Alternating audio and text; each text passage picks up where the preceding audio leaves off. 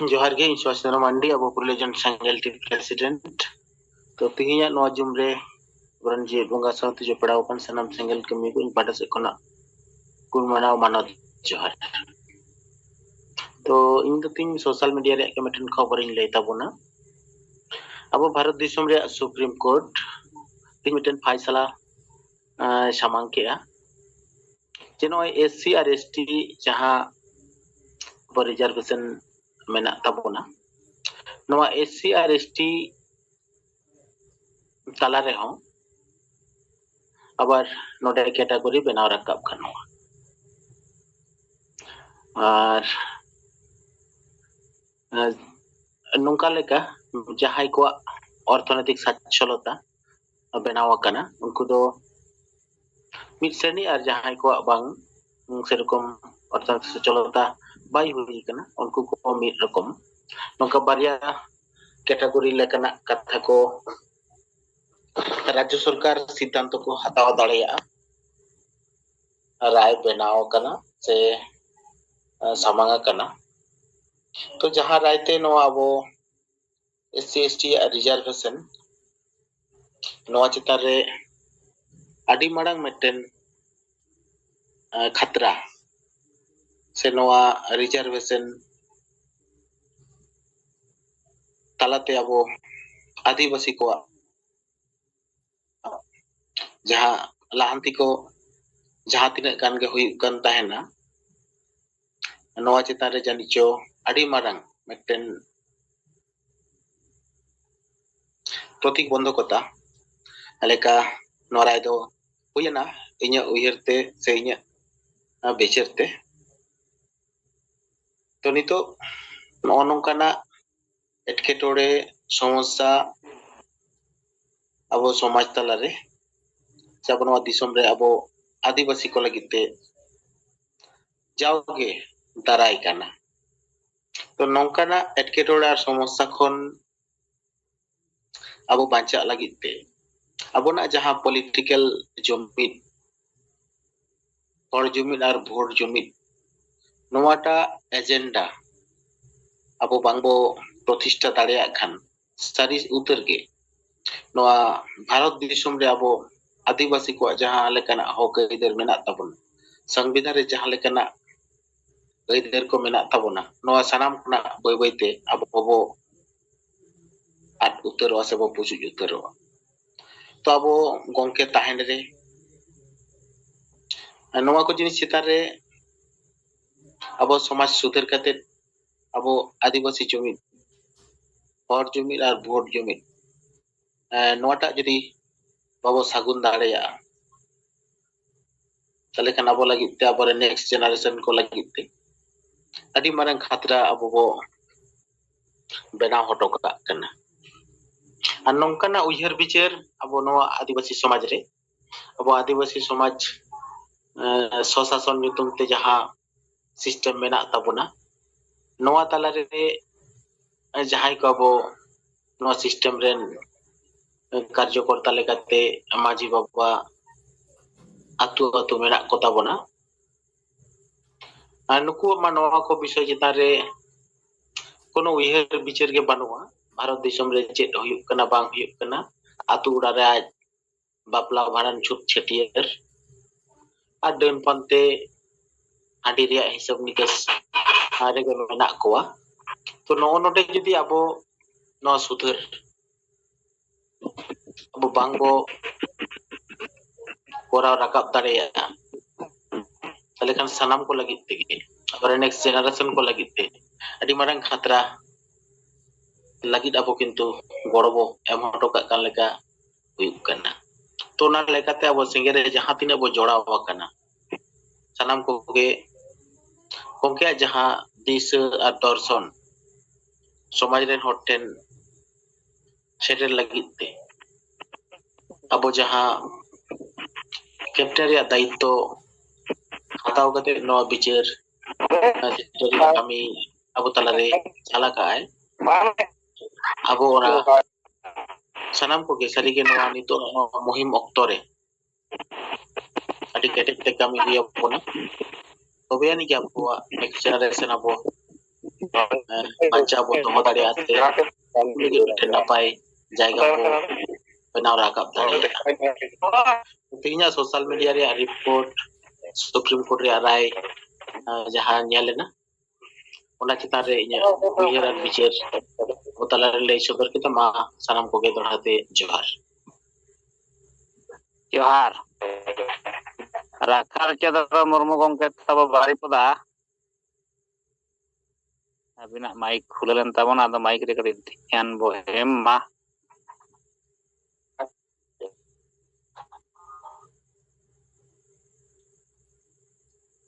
आदो नय बो आंजम किया बो सुभाष चंद्र मार्डी गंके तिकिना कथा वेस्ट बंगाल खन ये सोशल मीडिया रे तेहन मिटन जहां न्यूज पढ़ाव किया और आदिवासी लगी हिजुक कान दिन रे खतरा लेका नवा अनुमान किया आदो ओना पेपर रे जहां तना ऑल कना ओना किन पढ़ाव आंजम करते ओना किन सदर के तबोना आदो ठीक है मा सुभाष चंद्र मार्डी गंके रिपोर्ट को तायम तायम तेगे आबोरिन नेता को संगे मेना पेया मा पेया कथा परिबो आंजमा सलाम को जोहार जोहार मरंग बुरु लेका आबोरिनी साहेब तकिन सलखान मुर्मू और अहेर आयो लेका मेना किन नवा धरती रे सुमित्रा मुर्मू और सावते आबोरिन जहां गे सेंगेल कार्यकर्ता और नेता को जुड़ो कना सनाम को आयमा सरहाव और सेंगेल जोहार दिन चालावन कना अदो मित बार रिपोर्ट हो और थोड़ा विचार को हो थोड़ा सा अब तलाले शेयर सनालिन कना हुई दड़े अब तलारे उदय लय कन के चोंग बांग अंजम लेना तो धरगलिन ब्लो कना अदो एन हो अली जहां लिन नेल किया जे लिन बुझो नाम के ओना को थोड़ा सा लिन लय सडेया ओला अबो ताहे कना 31 जुलाई 2024 सिलो जहां अबो राजभवन रे धरना प्रदर्शन ताहे कना मिद दिन लगी अदो ओना धरना प्रदर्शन रे अबोरे नडीगान नेता को कार्यकर्ता को सेटर लेना आयमा मिद शब्दो अडी कुसी गे रस्के गे बुझो गोटेना जे आलेरिन अडीगान ले सेटर गोट अकन गया और अडीगान आलेरिन से आबो सेंगेल रिन को इच्छेत गया जे आले समाज से आले आतु दिसम रे आले संस्था रे हो जनतंत्र और संविधान मानव अधिकार को लागू मा सावते झारखंड दिसम बनावेना न दिसम रे ओकोया राजभाषा तैयारोआ ओना इदी कते संताली राजभाषा बना मा साव सावते आलेया धर्म बनुआ आले हो मिटन धर्म सरना धर्म कोड निकुंते धर्म एमालेपे अदो नवा को मुख्य मांग को ताहे कना अदो अबरिन जहां गे स्टेट रिन को और सेंट्रल रिन को और जिला कुरिन को आयमा को पन सेटल लेना तो जहां को सेटल लेना अली पस्ता से खना अड़ी अड़ी ली सरहा को और सेंगर जोहाली चाला को और ओडे जहां के प्रोग्राम ताहे कना अड़ी नपायते और शांति ते और चेहरा ते हुई ना और होलागे नवा राज्यपाल किन किन सेटल लेना उनकिन पद भर किन ग्रहण के करीब करीब 10 बजे लेका अदो उनकिन सलाह मास ᱧᱟᱯᱟᱢ को थोड़ा बांग परमिशन बाको एमात ले आनाते बाले ᱧᱟᱯᱟᱢ दाड़ेयाता अदो थ्रू ऑफिस तेगे ऑफिशियल से ऑफिस थ्रू तेगे अब मेमोरेंडम दो एमात को और अड़ी नपाय और अड़ी बेस गे हुआ और तालारे थोड़ा दा को हेज गोटेना थोड़ा हल्का फुल्का ले डिस्टर्ब ᱧᱚᱜ एन गया और साउते ओंडे अड़ीगान आरो एटा कुरिन पार्टी कुरिन हो पेया पुनिया पार्टी को ओंडे गे को कैंप लाआ ओंडे को धरना लाआ और ऑक्टो दो ओंडे आड़ी ले भीड़ गोट एना एकदम माने हानते हानकू नते नकू और आले तलारे एकदम माने मोने तुरुई गोटे लेका माने अडेले पट्टीले ओंडेले जावरा गोट एना जावरा आले अदो ओना जगह रे आड़ी भीड़ के बुझाव गोट एना मिद ऑक्टो अदो जो भी हो अब जहां प्रोग्राम ताहे कना ओना आड़ी नपायते शांति ते हुआ और यहाँ को के अब इनको सेटल लेना नुकु आड़ी नपायते के चेहरा ते गोड़ा को सेटरेना और एक बार कथा दो से बिचर लिखाते नवाली नेला से नवाल में सनाली nya मिद बार कथा नितो जहां सोशल मीडिया करे नेलो कना खबर कागज करे नेलो कना संथाल परगना रे बस माने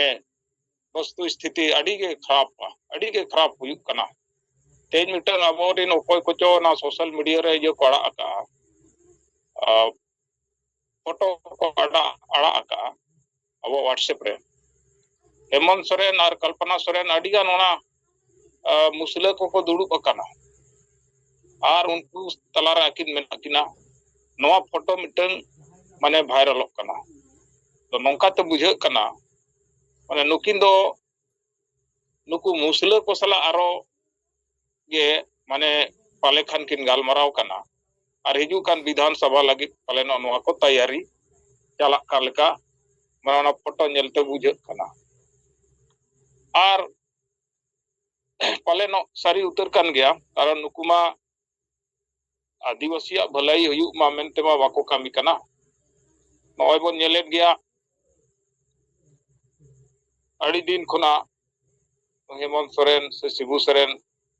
संथाल परगना रे नुकु को बसाव रेगे मिनाया संथाल परगना गुजू और जहां चिका वो हमको देखने का नहीं हमको वोट से मतलब है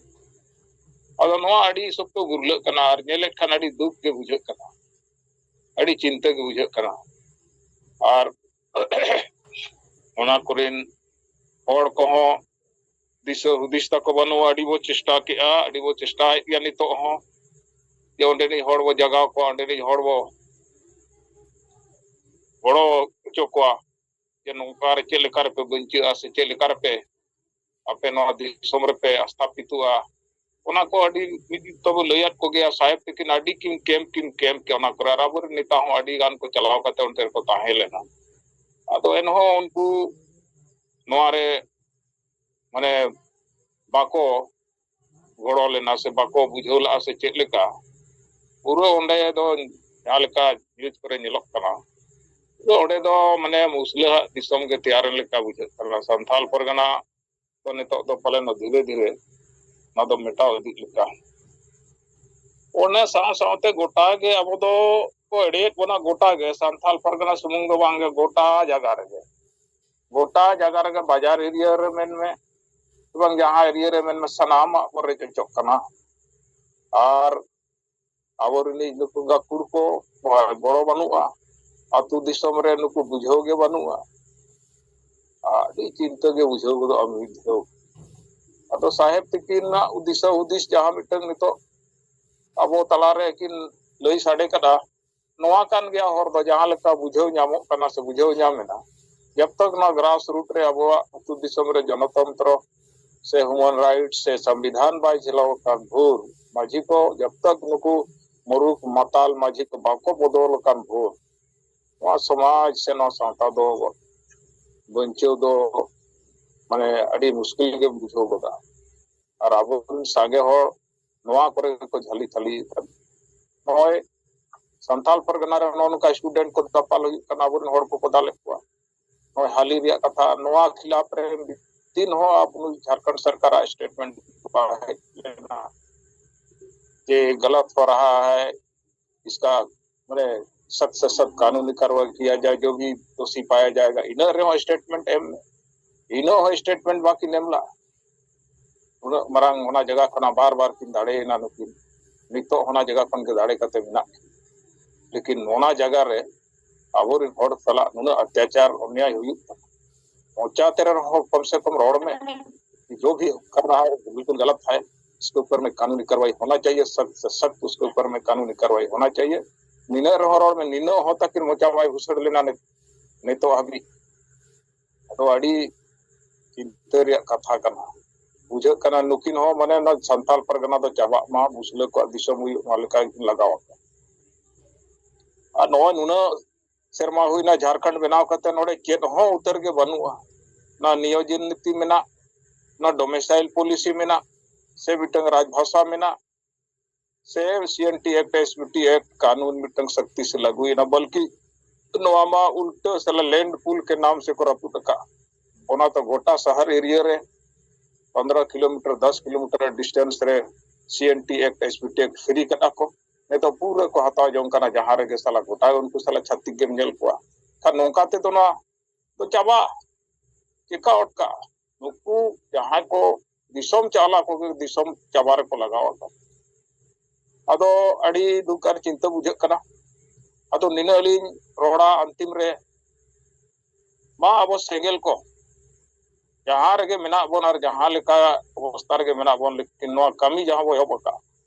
नोआ कमी दो एकदम बन कमी गया और एकदम नोआ समाज वो बंचो गया नोआ दिसोम वो बंचो गया अब हक अधिकार वो हटाओ गया नौकाना बहुत रे डिटर्मिनेशन अगू करते अब कमी मा और मा सनाम को सेंगेल जोहार लिंग चालबन कना नोडे गे अलिया विचार और मोचाली बंद किया जहार तबो इतरा माझी गंके अब पूर्वी सिंहभूम खन किना कथा को आर रिपोर्ट को किन आंजमात बना और अड़ी विस्तार सहित किन लई किया और सरीगे तो गुजु हर रगे बो तिंगु कना नितो दो नोआ रे कमी और विचार पासना तगे अबो नोआ समाज